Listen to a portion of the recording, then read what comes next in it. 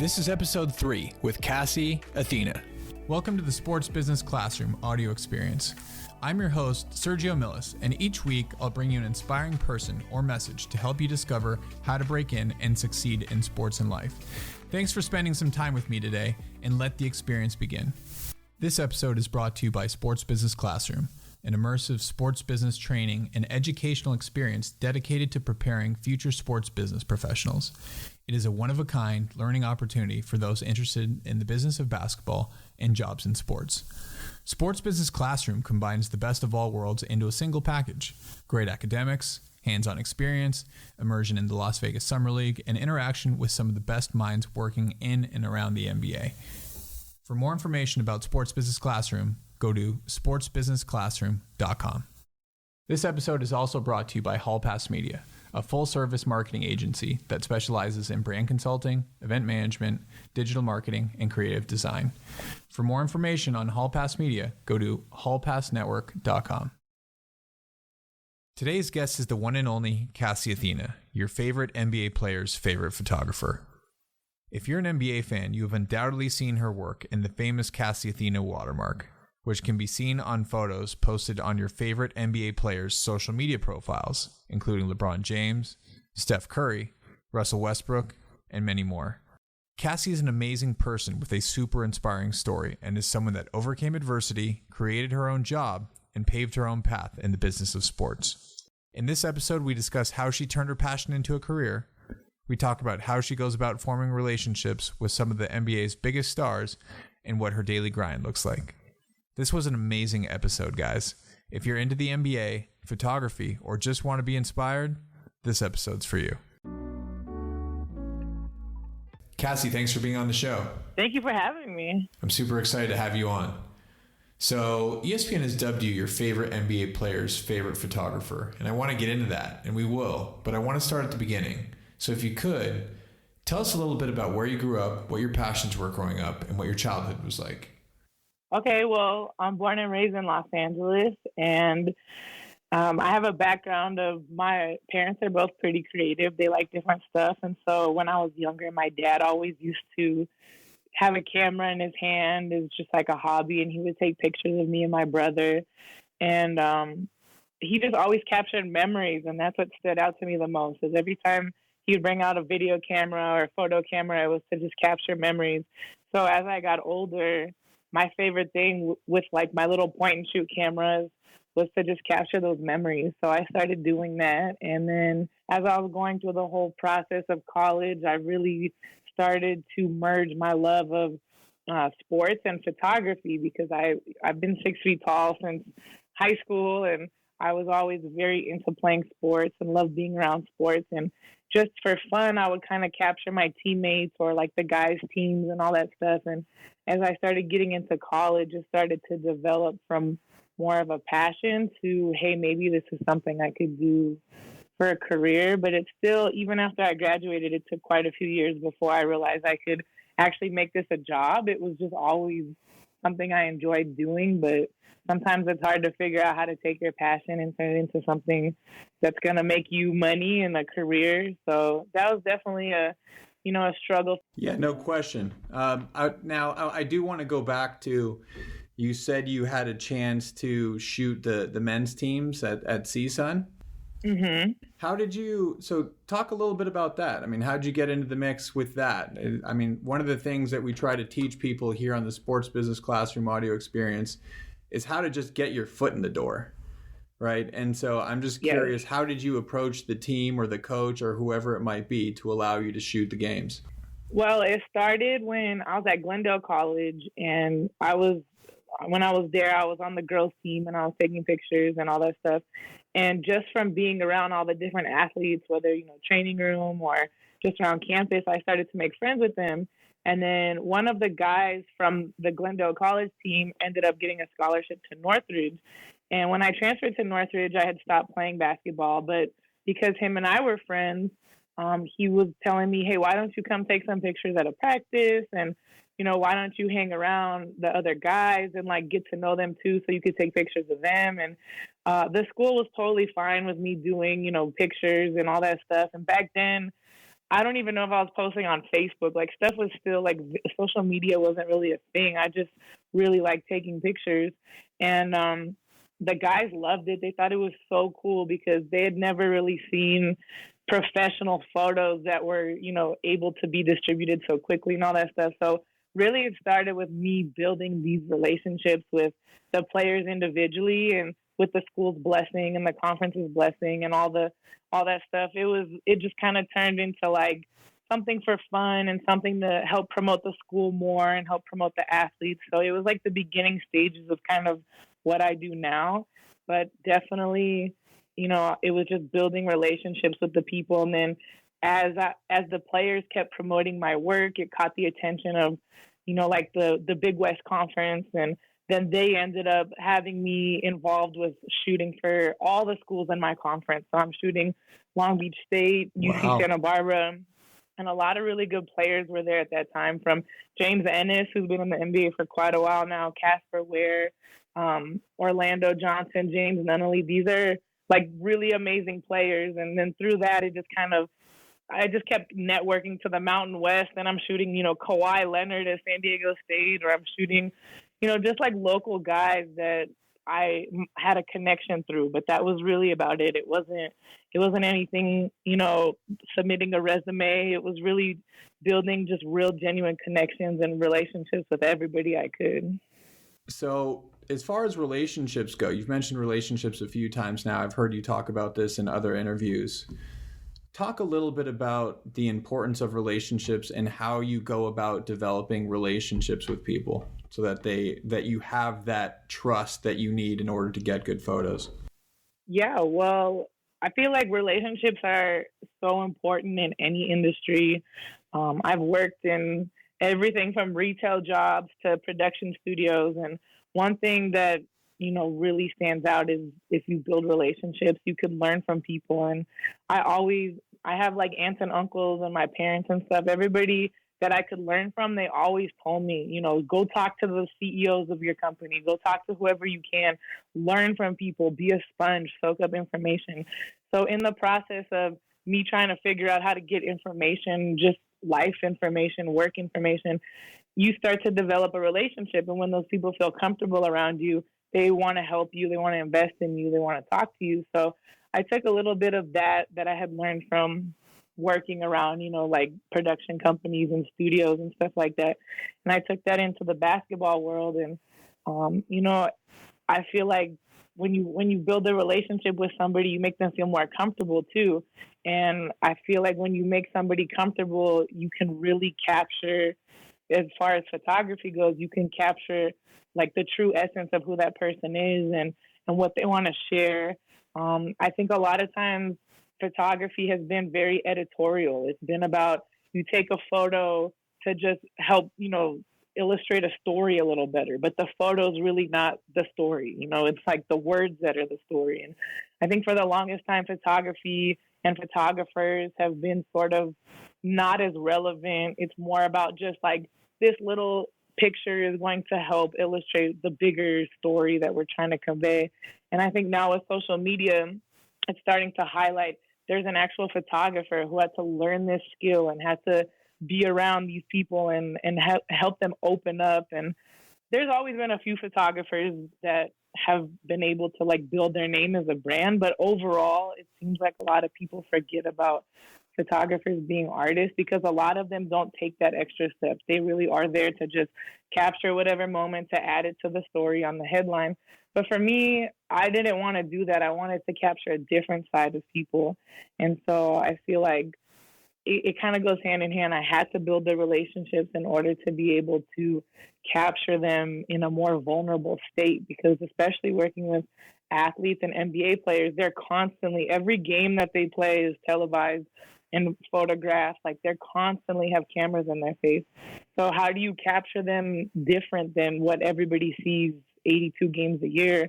It's really that relationship that has to go one step further and making friends with them and their families and their friends. And once they feel comfortable, it's able to get a different side that most people have never seen before.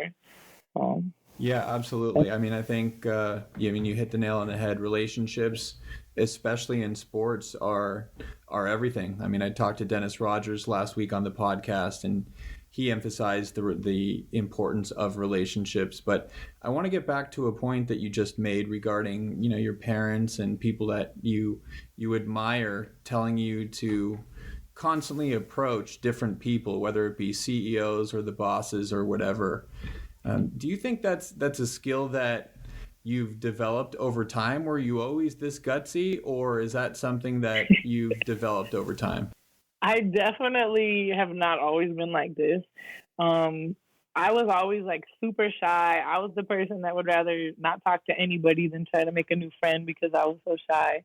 But my mom, she was born in Serbia. She came to America when she was young, but she moved around the world and country and everything for so long that every time she would have to get uprooted and move to a new city, she had to learn how to make new friends and stuff. So my mom, she's very outgoing, and she is that personality. She could walk in a room and make friends with everyone. So she definitely, it took me, I was in college, and I told her, I'm like, I need help. I need to learn how to become more social. Like, how do you approach situations and get people to open up? So my mom would just give me all kinds of advice about how to get people to open up and talk and be friendly and charming and stuff like that. So it definitely took me a while, and even years after I graduated college, it still was an ongoing situation. And even now I get nervous sometimes doing certain things, but like, not to sound cliche, but you miss 100% of the shots that you don't take. So absolutely, might as well ask. Yeah, no, you got to shoot your shot. Now, do you remember any of the advice that your mom gave you specifically about how to open up and be more outgoing? Yeah. One of the things she told me is, if you want somebody to open up and start talking, you ask them questions about themselves. And people love talking about themselves. So that was always like one of the big things, is when you meet somebody new, ask them questions. And then once they start talking, you find something that you can relate to, and then you kind of go off of that. And so, it's like, I've learned that, being social and talking and networking is a skill in itself, but definitely like practice and developing it. And I still get, shy and nervous sometimes, but for the most part, I feel like I've learned everybody is just human, and everybody gets nervous, whether it's the biggest celebrity in the world to, the person that's working retail at the local store. Like, everybody is just human. So if you look at that, people, right? And if you look at it that way, and you don't put people on a pedestal and you just talk to them as your equal, they tend to respond pretty well, So that's what I've learned. Yeah, and I appreciate you opening up about being shy, because a lot of people definitely don't want to talk about, that side. Some people are embarrassed to be shy, but I think that, especially most creative people tend to be a little bit shyer, but you're a fantastic example of somebody who's overcome that, right? And at this point, it's a strength, and it's a skill, and it's definitely something that obviously has helped you throughout your career. Yeah, I agree, for sure. Now, before I do want to talk about your career and all the exciting things you're doing, but I do want to jump back to college, to your CSUN days. So I don't know how many people listening know your story, but you had something traumatic happen to you while you were in college. Can you tell us a little bit about that story? Yeah, so when I was a junior in college, I was at Cal State Northridge. I was totally fine, normal. And one day I woke up, I had a horrible headache, and I don't really get headaches. And it was during midterms, and it was just something felt really off. And all my classmates were like, hey, you should go down to the school doctor, check it out. So I went to the school doctor, and the nurse, she was telling me, oh, you're fine. It's just a headache from, stressing out and not sleeping. And then the doctor came in, and he was like, it could be that, or you could have a brain tumor. So you should definitely go to the hospital and get a CAT scan. And I mean, it went from like a headache to a brain tumor. It freaked me out. So I called my parents, and they took me to the emergency room, and everybody at the hospital was kind of like, oh, a college student with a headache. They're being kind of, mocking me and stuff. And then they took me and they gave me a CAT scan and they saw that I had a brain tumor. And the only thing that they knew about it was, first of all, that my headache had nothing to do with the brain tumor at all. The headache was literally just from midterms stressing out. And then number two, that it wasn't cancerous, it was benign. So those were the two things that they knew about it. And I ended up getting, second, third, fourth opinion to just make sure everything was right. And they didn't know how long the tumor had been there, how big it had grown. But they said that it was in my balance part of my brain. So they said I shouldn't be able to walk or do anything without falling over. And at this point, I was diagnosed, I was 21 years old. So I was like, I feel fine. And they were like, well, to let you know, when we do the surgery, we're going to be poking around that area. So we don't know how your balance and all that stuff is going to react. So in my head, I just didn't want to repeat another year of school. I was like, oh, can we wait till summer? And so they let me wait till the summer. And then they had to shave my head. It's like a whole process. I went in there. They did the surgery and they found out it was pretty big. It was about the size of a walnut in a shell. And they removed it. And as soon as I woke up, it felt like you had spun in a circle 10 times and tried to walk. And that's how I felt for the next 2.5, 3 months. So it was definitely really difficult overcoming it. And it kind of just put my life in perspective as far as like how you could go from just being a student in school, having midterms, to now I'm having brain surgery and my head is shaved and I have 25 staples in the back of my head and a metal plate. And it all kind of hit me really fast. And I feel like after that, it still took some time for it to even hit me. I didn't cry, not one time. I didn't feel any kind of nervousness or scared. But after the surgery was over, it like all hit me at once, what I had just been through. And it just kind of like freaked me out that I had just been through this whole, process. And so it took me a while to recover, but I finished my senior year and graduated. And then after that, it kind of made me realize this wasn't a coincidence. Like, God wanted me to find that tumor and he saved my life. And it's like, okay, well, if he still wants me to be here, pretty sure I have a bigger purpose than sitting around the house and not really doing much after, I had graduated. So that's when I started picking up my camera. And it was around the time of the lockout year too, the NBA lockout in 2011. So it kind of just all started aligning at the right time. But that's when I started realizing like, hey, God has a bigger purpose for me, and to explore like what those options could be. So that, I feel like, was a big push. And even now when I get really stressed out or like really upset about a situation, I'm like, hey, at least I'm alive to experience everything, because the past 10 years I could have not been here. So even when you're stressed, it's like thankful to be here to feel anything. So yeah, and thank you for sharing all that. And a couple follow-ups there. As far as finding your purpose, right? At what point did you realize that photography was going to be your purpose and your passion and what you were put here to do? Well, when I graduated in 2010 and the NBA lockout was in 2011, and I was just taking pictures for fun for maybe like a year or two, but I was still, at that time, I had applied for a job. I was working at a visual effects studio. So in my head, I still thought that my goal was to be in the movie, TV industry. I wasn't really even thinking photography was an option. And then I would get paid like very little here and there, but it wasn't enough to survive on. But as like 2013, that was a big year for me, because I also started filming video of players and I saw the reactions that people were having. And then Instagram started like really taking over, and I saw how my photos could really just like get a lot more traction and move. And it was actually the end of 2012 that the visual effects studio I was working for, they wanted to move me to Vancouver. They didn't like I talked about basketball so much. They could tell I wasn't like mentally checked into that stuff, and so we ended up like parting ways. And one of the owners of the company, when he let me go, he said, look, like, you aren't supposed to be here. You're meant to go do something in the basketball world. And I thought he was kind of like being mean at first, but then he had a brother who worked at Fox Sports.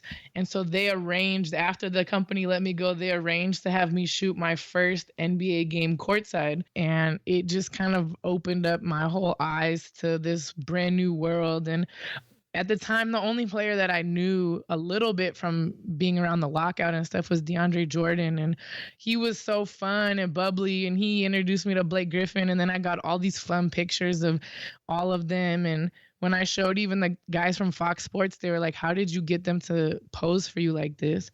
And I was like, wow, I didn't even realize, like, just because of my small relationship I had with one of the players, you know, I got some cool pictures that even they hadn't seen before.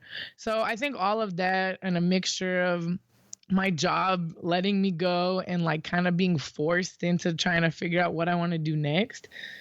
All of that stuff made me start trying to pursue photography more. So then at the end of, 2012 is when that happened. So 2013 was when I really started kicking it up another gear, and I started to get more jobs and start building my brand on Instagram. And then it still took, it probably took like 5 or 6 years of really not making enough money to survive, or barely making enough to survive, before I started getting to a place where I could like really start expanding my brand bigger and bigger. But that's why I said it was really based off of having cool relationships with players and being everywhere that I could to take really cool pictures. So, and using the internet, like, people really kind of underestimate sometimes the power of social media, but you can really build your own brand. I don't need a newspaper to hire me or anybody to hire me.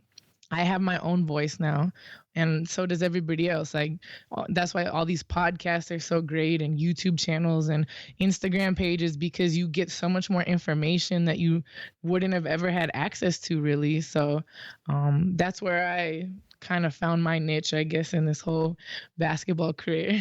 Yeah, no, it's a fantastic story. And a couple points I want to emphasize is, you said you weren't an overnight success, right? I mean, you had success, right? But you've been doing that. You were doing this for 5 or 6 years before you really got enough notoriety and where you could make this into a business where you could survive. And I think that's a key point, especially for those listening, right? That sports is difficult. I mean, there's a lot of people who want these jobs. And so I keep talking about this over and over again. And that's why I ask about passion and purpose. If you don't have the passion for what you do, the truth of the matter is that there's people out there that do have enough passion to outwork you. So I think that's a key point here, and a key part of your story is that, you put in your time. You did not become an overnight success, right? It may seem that way, but that's definitely not the case. Exactly. And I feel like a lot of people, even recently, as people start to discover me on Instagram or social media that might not have known about me, they think that that's exactly what happened, that I started taking pictures maybe a year ago, and for some reason everybody posts my pictures. And a lot of people, that's the hard part, is a lot of people don't talk about their struggles. They don't post their struggles. They only post the victories. And it could become very like discouraging for other people who are trying to make it, and they feel like they're the only ones that are struggling and they're the only one going through this. And it's not true. Everybody struggles, but people just, they don't voice that side of it because they want to make it look perfect and, this and that, but that's not really the case. Everybody has to struggle to get where they're at. Everybody pays dues. Everybody has to put in work. So no question. And I think what I want to do next is, everybody sees the glitz and glamour in your photos on Instagram and, all the superstars you're with. But if you can, jump in and tell us about the grind. Okay, tell us about like what a day in the life looks like, so that people can get a picture of what it really takes to be you, right? Because it's not all glitz and glam like, is like people see on the internet. So if you could jump in there, I'd appreciate it. Okay, well, there's definitely no typical day for me. I'll say that. Every day is something different. But definitely, I would say on a busier day, which is usually in the off season, I tend to, for example, we'll do the NBA Summer League, going to Vegas. So a lot of times I'm flying out there, getting my own hotel, and then I get out there and I'll go hang out at the games for, they start at like noon and sometimes end at 11 p.m. And I'll sit at the arena for about 10 hours, walking around, networking, talking with people, and taking pictures. But you think about when you're there for 10 hours, it's very easy to take anywhere from 5,000 to 10,000 photos, depending who's playing or who I want to shoot. And then, you get back, and a lot of players, when they're out in Vegas, they want to, hey, come to Top Golf, or hey, come, let's eat dinner. So then after I'm done, I'm going to hang out with the players, and then I'm taking pictures at Top Golf, or I'm eating dinner. And then I get back to the room, and then now I have about 6,000, 7,000 pictures I'm trying to go through, but also get enough sleep so I could go the next day and do it all over again. So that's just like one example. Another example is during the season, sometimes I'll fly out and I'll take pictures for individual players, and I'm hanging out with them. So when we go to the game, we go together. They usually get there about 2-3 hours before game time. So I'm taking pictures of them getting ready, walking into the game, all that. And then the actual game, I'm taking pictures. Then after it ends, we'll usually go out to dinner with them and some of their teammates. But the thing is, the players, they want to post pictures right away. The game just ended, maybe 30 minutes ago, but they want to post on Instagram while it's still fresh. And so we'll be at dinner and they'll say, hey, Cassy, can you send me pictures? So while everybody's kind of hanging out, socializing, I have my camera and I'm hooking it up to the Wi-Fi to download to my phone and trying to edit as much as I can. I have a little watermark app just so I could send them some pictures to post immediately, and then I could work on the rest later. But, so a lot of times, and on my Instagram story, I'm posting that, oh, I'm over here shooting the game, and then we're at this nice dinner, and then we're going to this spot or that spot. But really, I have my camera on me, and I'm still grinding even while I'm posting on social media. And, so it's fun. I definitely enjoy it, and I feel like it's like a really cool dream come true job, but it is a lot of work. And I feel like a lot of people don't realize how much work goes into even that one photo that you see on Instagram or you see on the internet. There's a lot of man hours involved in that one shot. So it's definitely no typical day. No, and on top of that, you're an entrepreneur, right? So you are in complete control of your time. And, I'm a big believer in that, your success is somewhat related to how effectively you spend your time, right? No matter where you work or who you are. So I'm curious, if you could speak to how you schedule your time and how you decide, what gigs you are or aren't going to do. Because I'm sure, you get requests every single day, all day. So I'm just curious how you decide on what you do and do not do. And how do you make sure to maximize your days? Yeah, well, a lot of times, I tend to pick jobs that involve people that I'm friends with. So now the basketball world, just like any kind of industry or world, has its own community. I've become friends with everybody in the basketball community, and I enjoy taking pictures of people that I'm friends with. So I tend to turn down a lot of jobs that involve wedding photography or taking headshots for actors or stuff like that. But if an NBA player wants to get, wedding photography or headshots to do some portfolio pictures, it's fun for me. But if it's a stranger I don't know, I tend to turn those jobs down.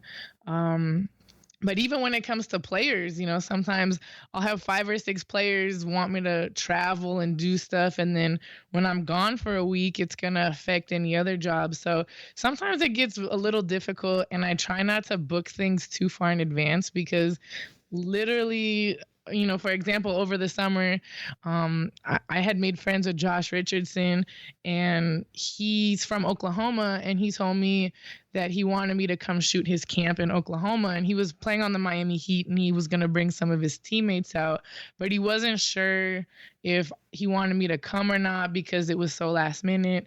And so he had all my information just in case, but I woke up one morning, probably around 10 a.m., and I had a text from him that said, be at the airport by 7 p.m. tonight. Your flight leaves to Oklahoma. So sometimes, it's like, okay, and I flew out there, and it was like him and Bam Adebayo, Kelly Olynyk, and it was so fun, and I got to see a whole new world, and never been to Oklahoma, and it's just like stuff like that is really fun. It's definitely a lot of work, and traveling is very exhausting too, but I enjoy the randomness of it and all the adventures I have. I just have an outlook of every time I do something, it's an adventure, but it definitely is interesting. I can't, sometimes I don't even know how I can plan stuff out because it just always is so spontaneous, but it all ends up working out. And I feel like all the stuff that I end up choosing that ends up choosing me, it all has kind of put me where I'm at right now. So I don't overthink, oh, I should have done that or shouldn't have done that. Like somebody told me one time, you're where you're supposed to be right now. So like, okay, cool. So if I'm here, then I'm supposed to be here.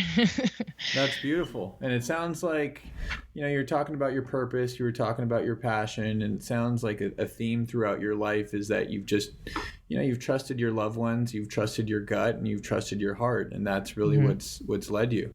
Yeah, which comes back to what you were saying is passion.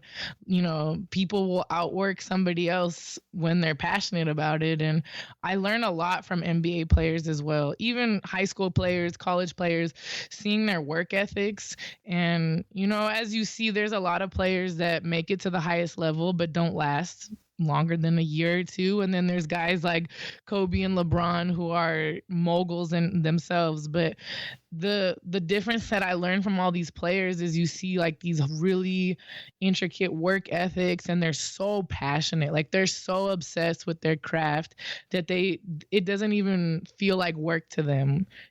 I'll be with players and I'll be shooting them, they're like, I just have to go work out, like I can't function unless we get a workout in, and then we could go do something else. And I love it because to me, I feel that way about photography. I always have my camera with me, and I always want to like capture moments. And sometimes it feels like I feel weird because people don't really walk around with a camera as much as I do. But then it comes down to like, it's just something I love. I don't think about it. And same with the players. Like when they're working out for 3 hours a day, that's like fun to them. So I learn a lot from the players as well.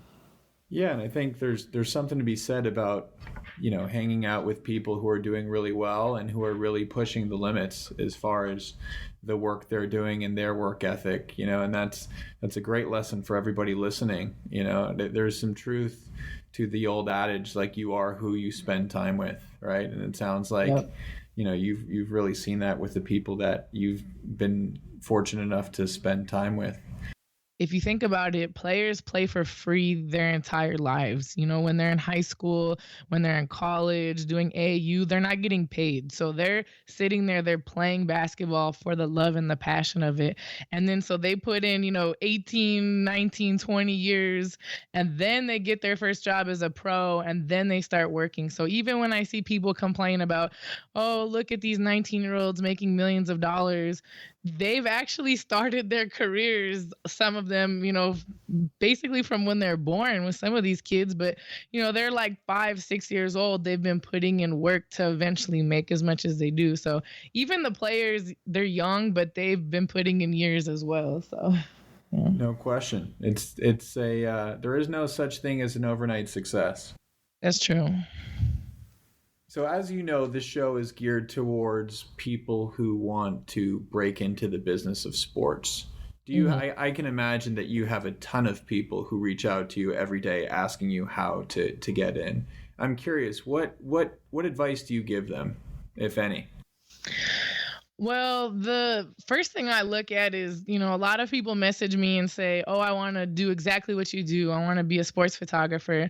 And the first thing I do is I look at their page And if they don't even do any kind of photography or haven't even attempted to take pictures, it just kind of shows me how serious they really are about it. And when I first started, I loved taking pictures of just basketball players. It didn't matter if they were famous or not, or, whatever. It was literally just people that were local to my area that I knew. So I think that that's a big part. I've definitely, I get a lot of messages now. And so I try to read all of them, but I don't respond to most of them. But there are a few people that like really catch my eye that say they want to do photography. And I could tell the difference between people that only want to take pictures because it's a celebrity and a famous person versus you can tell that this person is passionate about taking pictures. And that's a hard part too, is a lot of people, they see the pictures that I'm taking and it's not necessarily they want to be a sports photographer or be in the sports world. They just want to be around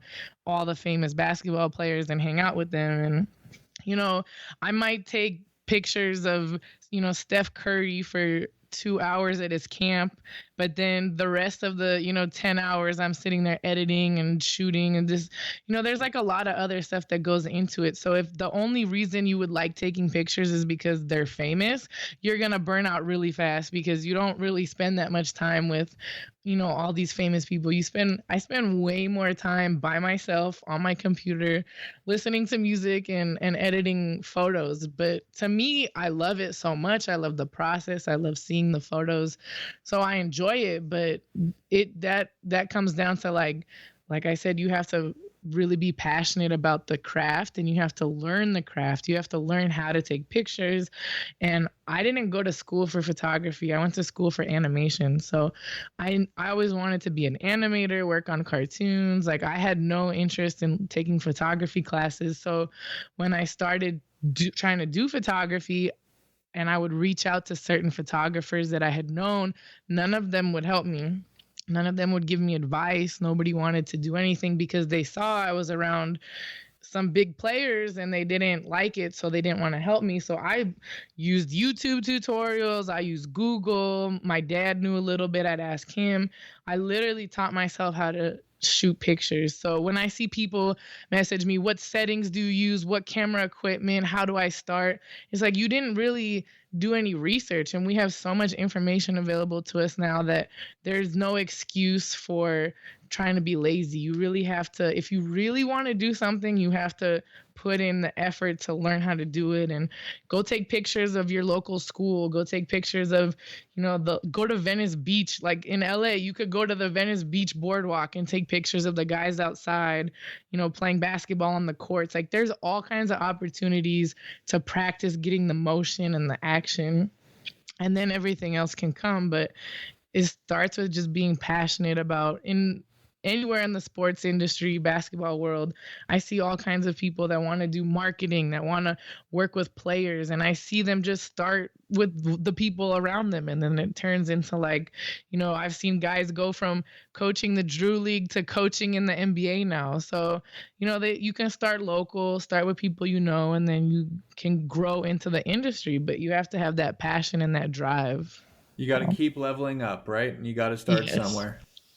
Definitely.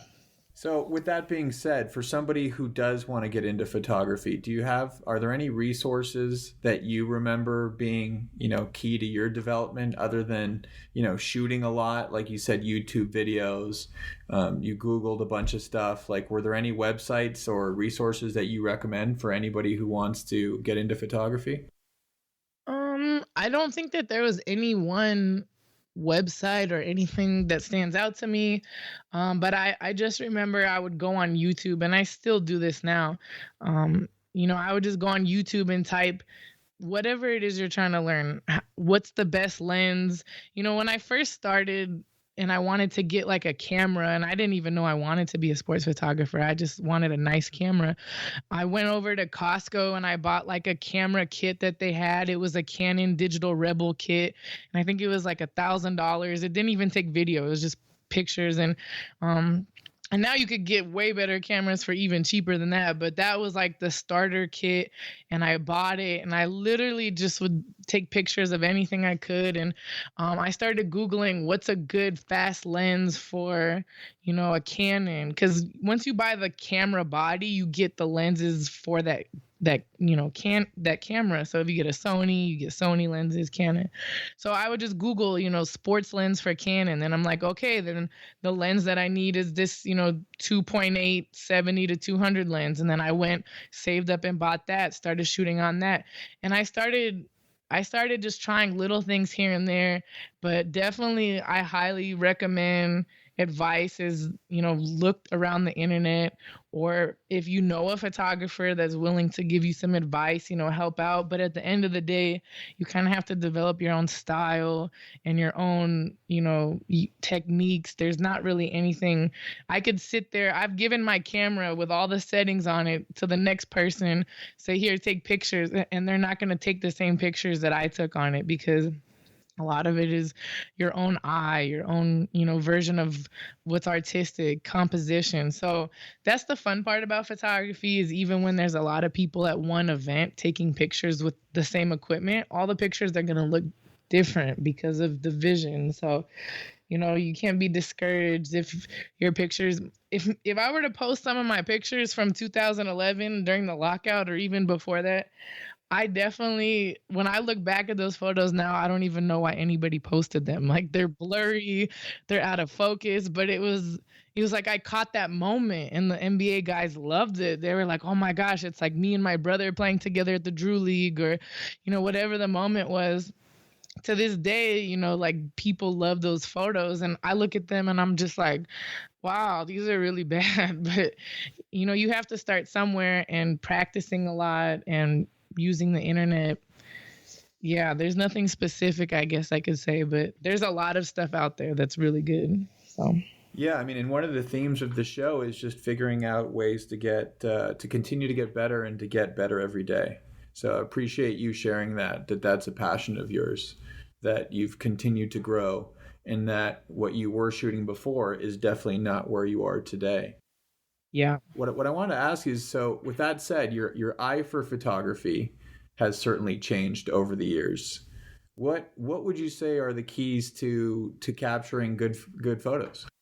Yeah, I would say, I would say that my technical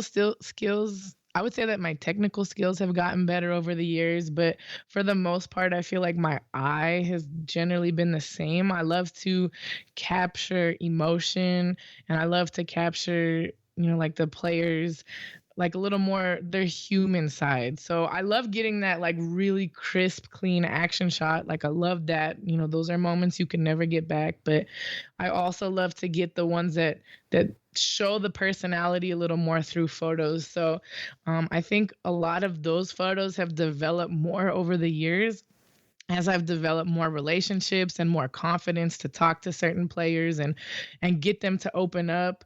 There was even recently I was taking pictures. It was for Steph Curry, and there's a couple cameras there, but it was still like a closed off thing. And most of the camera people there were very quiet. They didn't say anything. It's a little intimidating.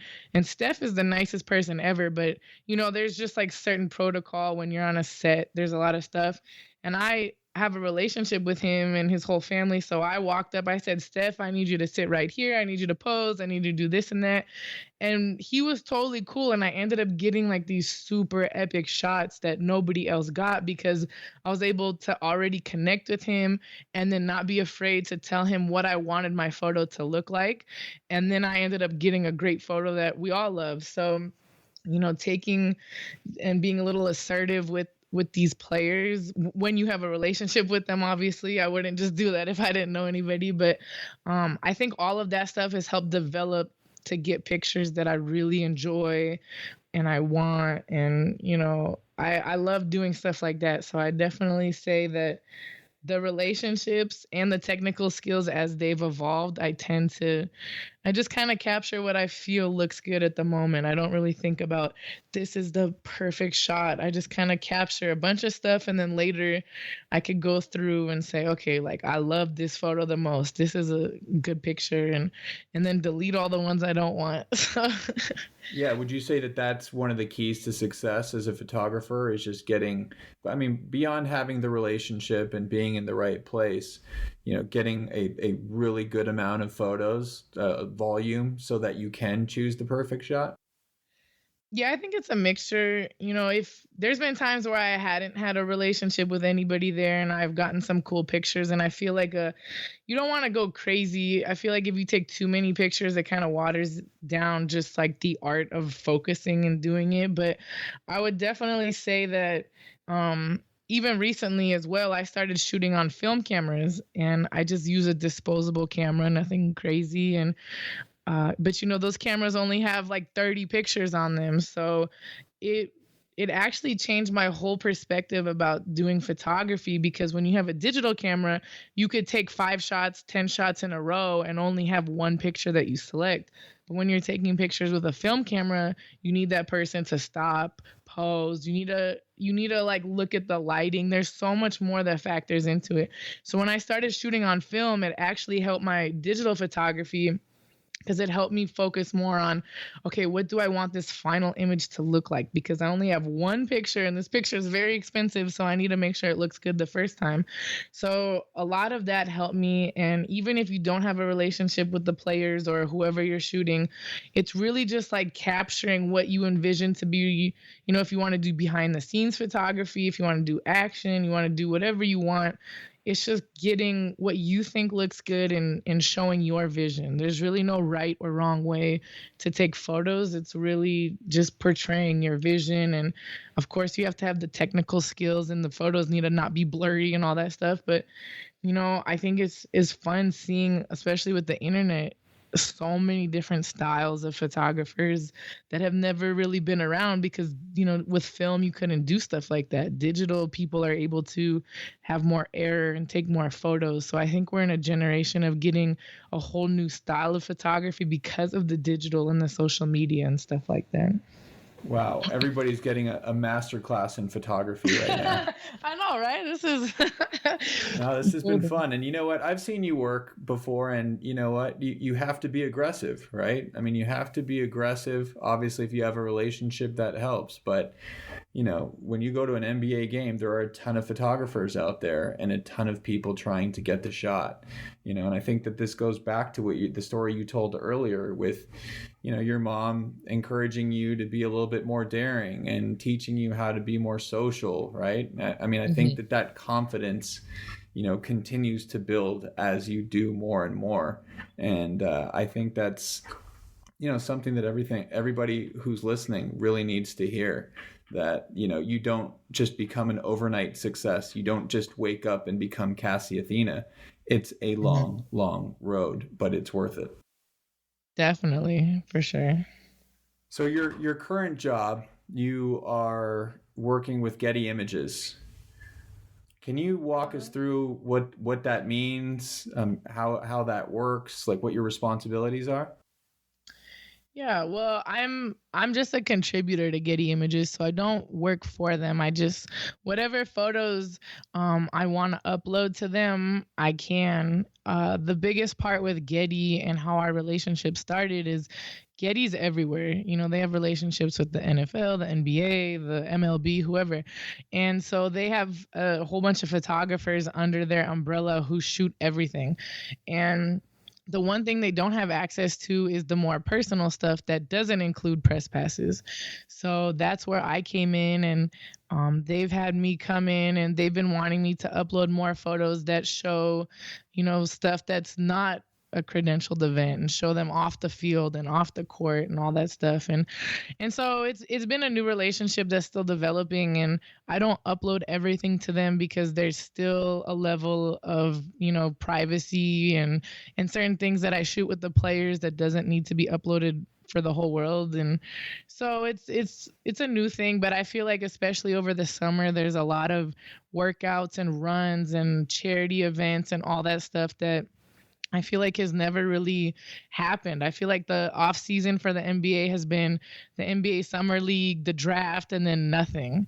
And so now, after the lockout and with social media, it's giving more of a vision and just a look into what really happens in those 2 months of, where people thought players kind of disappear. It shows like, hey, they're working out, they're going around the world, they're having basketball camps. So I've been uploading some of those photos, but I'm still freelance and I still work for, whoever I want, and I still build my own brand. And another part of what I do now for a job is it started almost as a joke, but I put watermarks on all of my photos because, as you know, on the internet, stuff will get stolen and, circulate like crazy. So I started, putting my name on all of my photos to make sure that I got my proper credit. And so as people started to see my name on photos, they started to recognize my work. And so I started putting my watermark on t-shirts. And I was like, oh, it'd be funny if, like a player wore my watermark on a shirt and someone takes a picture of them and it looks like my watermark is on it. And I made the first batch, I made like 100 shirts and they were gone within the first week. And now I've been just like nonstop, printing. I've got different color shirts and hoodies, and everybody loves to wear them, from like high school to the NBA, and now NBA players wear them walking into the tunnels at games, which now is like a fashion runway at every game. And so it's like a big deal, and players love it. And I'm friends with a lot of people that work for the NBA, like the photographers and the social media. So, I mean, even just yesterday, I saw the Milwaukee Bucks posted a picture of one of the guys wearing one of my hoodies. And it's just really cool to see how it's like people support other artists. It's like they believe in each other. Everybody kind of like helps because we've all come from like a grassroots kind of thing. And I feel like everybody who works in the basketball community, like when you see somebody else that's working just as hard as you, whether it's an athlete, a social media person, people from the summer league, like you really see like a community and a driven force. And I feel like everybody kind of promotes and supports each other. So it's kind of cool. And all the money I make from that goes directly back into my photography. And it's been really kind of fun to just see it expand and turn into where people are saying I do fashion and all that stuff. It's kind of funny, but it's cool. Like, I think it's cool that I have been able to start something where people even recognize my watermark. I was at the mall yesterday shopping for some shoes with one of my friends, and the guy working there like knew me from my watermark and wanted to take a picture with me. And stuff like that is like so surreal sometimes, because I didn't come into this industry I wanted attention for myself. I just wanted to take amazing photographs and have people feel emotional when they look at a shot. And now people are recognizing photographers as being artists, and I think that's really cool. So, yeah, no, that's fantastic, and I love that that the watermark T-shirt has blown up. I'm definitely going to be getting mine as soon as we get off this call. But so that was one of the questions I wanted to ask you is what's next for you? I mean, you're on top of the world as far as photography goes. You can shoot whoever you want. I did see that you shot a baseball game pretty recently, but where do you see things going? Yeah, the baseball game too, that was cool. Shout out to Jack Flaherty, because he's the pitcher for the St. Louis Cardinals, and I met him too because he's from LA, and he said you need to start shooting baseball, and he got me over to a game. And a lot of NFL guys, a lot of people want me to shoot other sports, but I feel like, and I'm not even trying to sound biased, I just feel like there's really no community like there is in the basketball world. And I feel like that's because basketball is year round. It's like basketball never stops. Like, it really doesn't. So, even during this season, everybody's talking about the Lakers and the Clippers in LA, but we also have like amazing high school players out here now, and we have amazing college players. So there's like every level, there's all year round. So I love doing a little bit of everything. So it's hard to say what's going to happen next because I never envisioned even being where I'm at now. I definitely feel like I'm trying to work on some bigger things and hopefully find a way. I want to share more stories of players, on a more personal level and build like a little bigger platform for myself and be able to share other people's stories. There's a lot of players' stories that I've come across that I feel like would inspire and help other people, and not just the players, but the wives and the friends and just other people I've met in this industry. There's so many cool stories out there. So I'm kind of working on some stuff there. Definitely keep up the watermark shirts and all that. And I don't know, I guess you'll just have to follow me and keep up and see what happens next. I can't wait to see it. I really can't wait to see it. That sounds super exciting. And, maybe there's a master class with Cassy Athena coming out pretty soon here as far as photography goes. I think that would be awesome. And I think that you have a super inspiring story. You're on top of the world right now, and I just, congratulations on everything you've done. I mean, it's truly been amazing, and it's been fun to watch, and you're obviously super passionate about what you do, and I think that, your message can definitely inspire a lot of people. Thank you. No, I appreciate that. I'm glad to be a part of this, and I love being a part of podcasts of other people that are just as passionate about stuff I am. So, I'm excited we got to talk about a different side of things too. So, yeah. So we're getting close to our time limit here. I have a few closing questions. One of them being, one of the things that I try to make sure is that, kids who are trying to get into sports always look at people who have a job in sports or who have achieved some kind of notoriety, always look at them like they're flawless, right? And like everything's great and it's always good, especially who are, in the public eye. Is there anything you struggle with? Yeah, I think there's a lot of, I feel like everybody struggles, but it's definitely, I would definitely say if you're very passionate about something, you're going to always want to keep going to another level. So I feel like if you feel like you're not growing or improving, you're going to get, anxiety, and you're going to get stressed out. And even with me sometimes, and even to get where I am now, in the past, I couldn't have even pictured this, but every time I would do something, it would I would grow a little more. And there's a lot of times I've been blacklisted by, certain companies that didn't want me to come because they didn't like that players like my photos more than their photographers. And, I've had $1 billion corporations blacklisting me from events just because of being jealous of stuff, and then having to overcome, I can't work for this brand I thought I was going to work with, and now I have to start my own brand, and now that turned into a whole career. And so I feel like if you feel like you have to force something, or you're being constantly pushed away from a certain situation, it's good to reanalyze and say, maybe this isn't the direction I'm supposed to go. Like in my head, I thought I was going to work for a newspaper or work for a certain company or a clothing brand. And when those people shut me down, instead of saying, oh, photography's not for me, it was like, I need to find a new path that I can make photography the way that I want. And that's how I got to where I am now. But when it was happening, I was crying every day and upset, and oh my gosh, this isn't what I should do. I should quit.